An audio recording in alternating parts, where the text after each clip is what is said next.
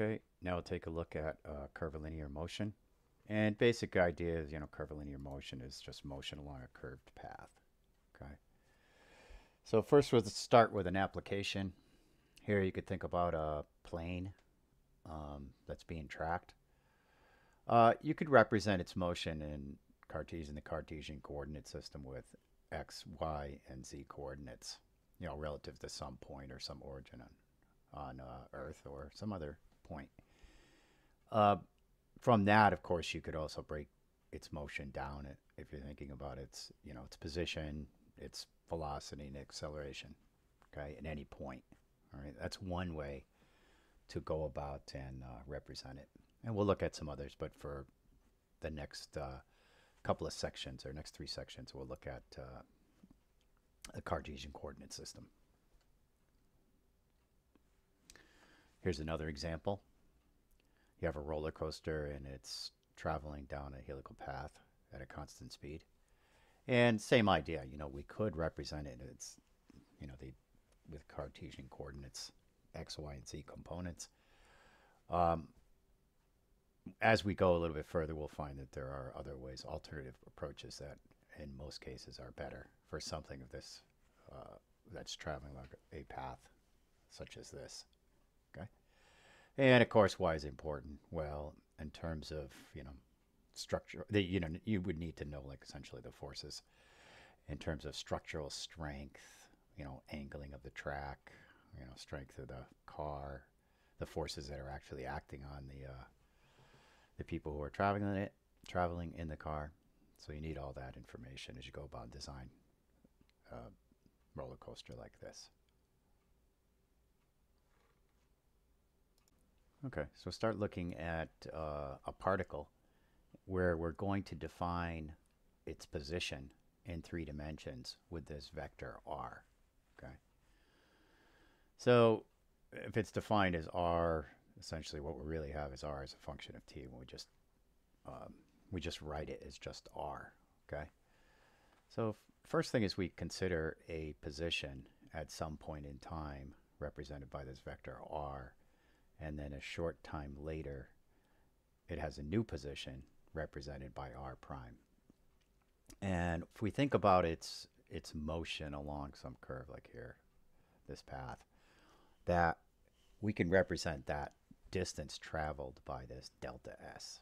Okay, and just relative, this is more of a relative position. We have this delta r vector, which essentially is saying, from wherever you started from to wherever you ended up. Okay, all right, so just defining what this is, if we think about, we have a position r prime, and you subtract this one from it, that essentially is going to give you this little vector here. Okay, now we can think about the velocity and how we can represent that. First, we can think about just an average velocity over that little time interval from moving from r to r prime, which was shown previously here, this little delta r. Okay, and we can represent that just by delta r over delta t, essentially saying that the vector that represents essentially the relative motion or its relative position from where it was here, divided by the time, the change in time to go from a position relative to from r to over here somewhere, which would be delta r. Right. Now, if we're looking at it in terms of an instantaneous velocity, it actually just becomes the time derivative dr dt. Okay. One thing to recognize is that this is always tangent to its path. Okay, so we define this velocity. Now, if we're just looking for the magnitude of the velocity, this would just be defined as its speed. Okay, so if we're looking for in terms of like the arc length, it's just we define that as delta s.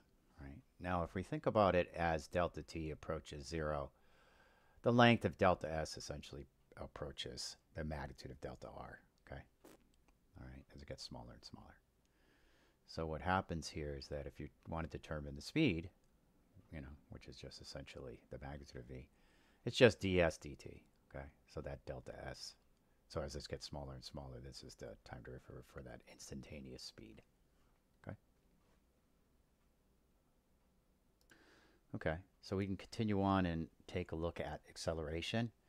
And really what we're thinking, acceleration is just essentially change in velocity, right? From like one position to another.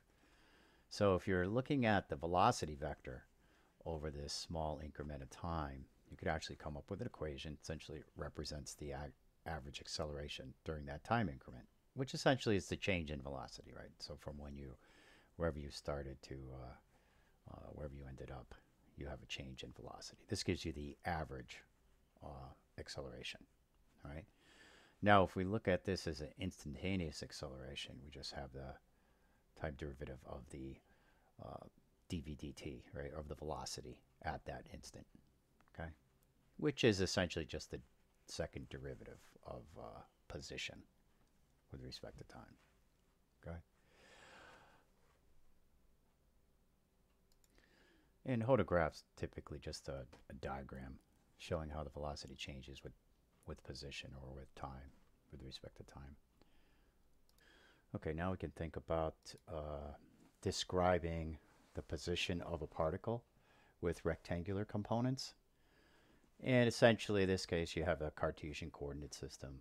You have a component in the x, y, and z direction where we used unit vectors to define the specific directions. Okay? And you could also look at them as function of time, just separately, where you have just the magnitudes of these individual components. The magnitude of the entire position, if you're just looking for this vector that represents its location, just in terms of the length of this vector, it's just a distance formula. Okay, and then the unit vector of r can just be described as this. If you think about it, it's really just this vector r is equal to the magnitude times the direction, okay? So u of r used for the direction vector. Now the velocity vector is similar to what we had before when we were talking about the position vector. In this case, it's just the time derivatives of each of the individual components. Okay. Typically, you'll write it like this, where you have the magnitudes times the directions. And another form we'll find is just like x dot, y dot, and z dot to represent the time derivatives for each of the components. And the magnitude, just as before, is the same using the distance formula or Pythagorean theorem. Okay, when looking at the acceleration vector, it's just the derivative of the velocity vector, or the second derivative of the position vector. And as before, you break it up to its individual components, and different ways to represent the derivatives of the individual components is just first derivative of dv dx dy, dvy dx, and dv z dx. And just a set, which is just, of course, the second derivative of the positions, individual positions x, y, and z. Okay? And as before, same formula to find the actual magnitude. All right. The only other note here is that when you're talking about the velocity vector, it's tangent to the path of motion, while generally the acceleration vector is not. Okay. Okay, so in this example, we have a box that slides down a slope, and here's the equation for that. And the units used is meters. And then we have at position x equal to 5 meters down the slope, we have a velocity defined and an acceleration defined. Okay, so what we need to do is find the x components of velocity and acceleration of the box at 5 meters.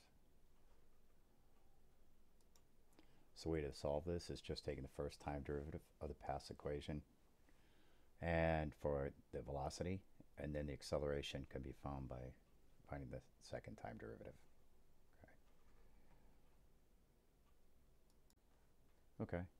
So for a solution, to find the y component of velocity, we need to take the time derivative of the position, okay, which is defined as this, okay. So two things we need to do here. One is we need to recognize that, this is time derivative of position y here on the left-hand side.